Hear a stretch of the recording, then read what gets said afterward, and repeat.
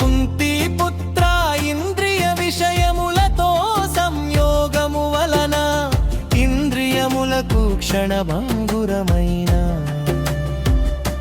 అనిత్యమైన సుఖ దుఃఖాలు కలిగినట్లు అనిపిస్తుంది. ఇవి అనిత్యములు మరియు ఇవి వేసవి చలికాలములలా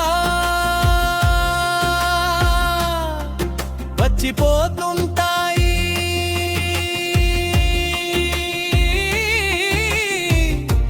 ఓ భరతవంశీయుడా,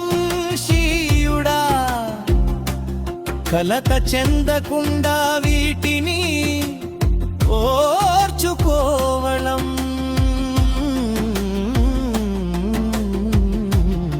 నేర్చుకోవగలి.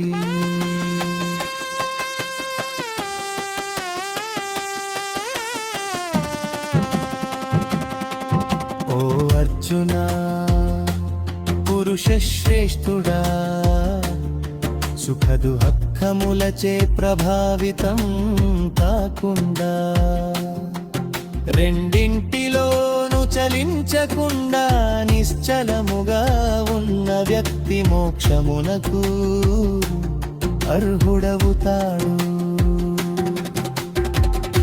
అశాశ్వతమైన దానికి స్థిరత్వం లేదు,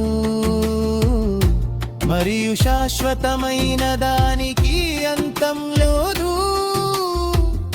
ఈ రెండింటి స్వభావాన్ని యథార్థముగా అధ్యయనం చేసిన తత్వజ్ఞానులు ఈ విషయాన్ని నిర్ధారించి ఉన్నారు. శరీరమంతయు వ్యాపించి ఉన్నది నాశనం చేయబడలేనిదని తెలుసుకొనుము. ఎవ్వరు కూడా నశ్వరమైన